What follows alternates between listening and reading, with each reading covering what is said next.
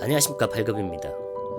제가 중요한 설명을 안 하고 막 혼자 떠들었다는 생각이 드네요. 여러분의 댓글을 보니까 그런 느낌이 빡 듭니다. 여러분의 생각에 이제 제가 말이 안 되는 판단이나 이상하다고 생각하는 게 맞는 것 같습니다. 자, 그러면 뜯어보죠. 금투가 지돈이냐? 예, ETF 자금입니다. 맞습니다.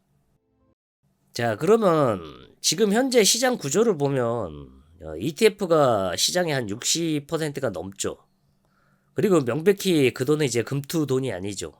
개미 돈입니다. 근데 이제 그 개미가 아닙니다.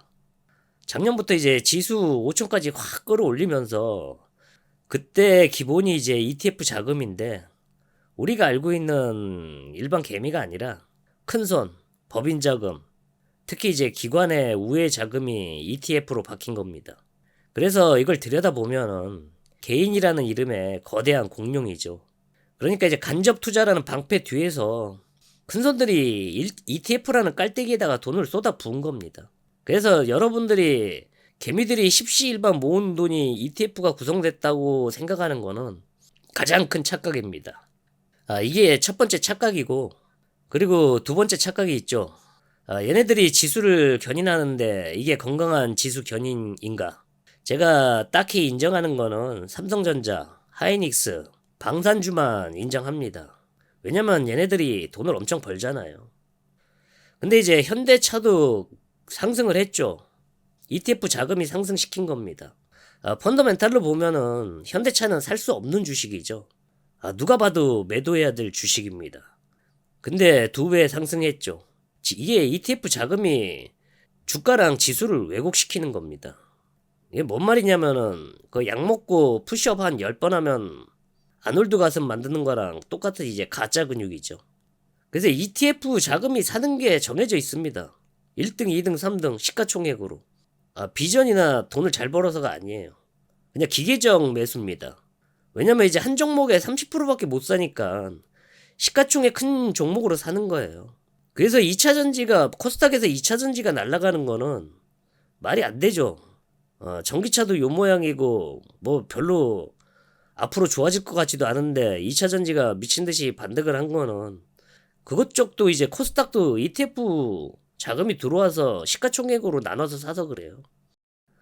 이게 선진화 시장입니까? 왜곡된 시장이죠. 이게 두 번째입니다. 자, 그럼 이제 핵심으로 넘어가죠. 그럼 금투는 남이 돈으로 하는데 어떻게 망하는가? 상식적으로 생각하면 그렇습니다. 근데 여러분이 알고 있어야 될 게 바로 이제 LP죠. 리퀴디티 프로바이더라는 약자입니다. 우리말로는 이제 유동성 공급자라고 하죠. 그래서 이제 ETF를 보면 실제 LP가 없으면 빈 껍데기예요. 거래가 안 돼요. LP가 없으면. 얘네들이 가라로 호가를 넣어줍니다. 지수에 맞춰서. 그래서 여러분들이 ETF를 보면은 이 호가들이 채워질 수밖에 없어요. LP를 누가 하냐면은 대형 증권사입니다. 그래서 얘네들이 자기 생돈으로 그 호가를 집어넣습니다. 그리고 지수가 변동될 때마다 자전을 시키죠. 자기 걸 자기가 사고 팔고 해요. 80%가 그렇게 돌아갑니다. 그거는 이제 매수자하고 매도자가 괴리가 생겼을 때 거래가 없어서 지수하고 맞지가 않잖아요. 그래서 그런 걸 하는 겁니다. 이제 그러면서 이제 얘네들이 미세한 차이로 꼭지를 먹죠. 그리고 이제 안전하게 거래하기 위해서 이제 선물을 이용해서 무위험 차익 거래를 합니다. 그리고 이제 수수료도 좀 챙겨 먹고. 자, 그러면 LP가 주식이 빠진다고 망하느냐? 망하지 않습니다. 망할 확률은 거의 없어요. 근데 이제 큰 변동성이 생길 때는 다르죠. 이제 리먼 때 제일로 먼저 망한 게 IB 공급자입니다. 그래서 저번에 봉 2개로 5,100까지 떨어졌을 때 그때 실제 죽을 뻔했어요. 그래서 급하게 요청을 한 거죠. 그래서 정부에서 새벽 1시에 똥킥을 날렸죠.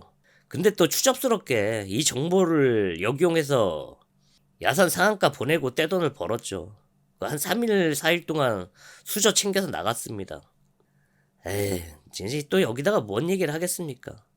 이제 감이 좀 오시죠.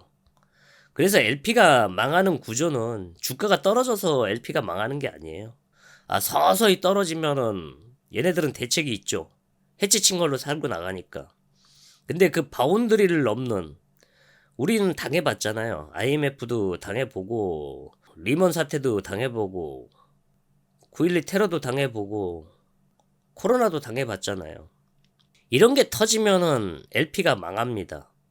근데 왜 지금까지 그런 사태가 났는데 LP가 안 망했냐? 그거는 ETF 시장이 이렇게 크지가 않았어요. 그래서 이게 기형이 된 겁니다. 그래서 구조적으로 무너질 수 있는 시스템이 완성된 거예요.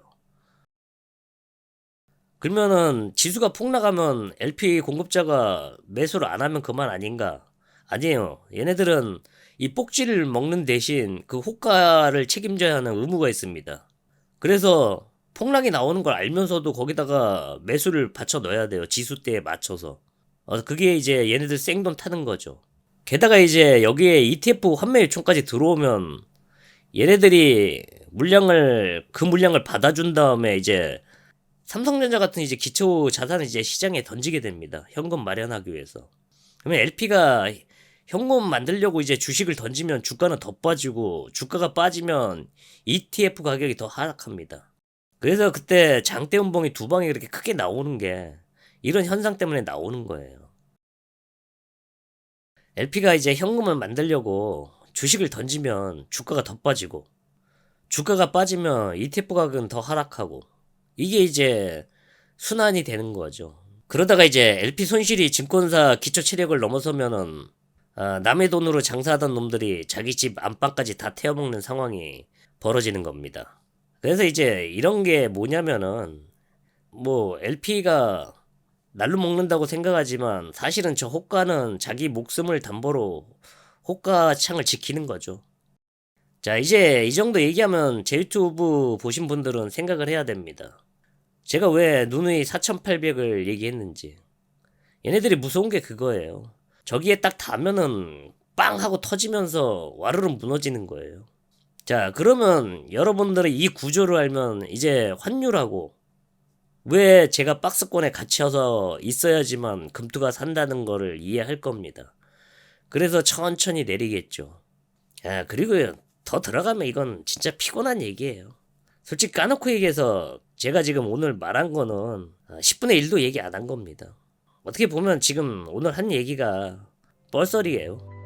원래 저기 나스닥 설명을 좀 드리려고 그랬는데 오늘은 워낙 요거를 설명 안 하면 제가 주장하는 거를 받아들이기 힘드실 것 같아서 요 얘기를 해드렸습니다.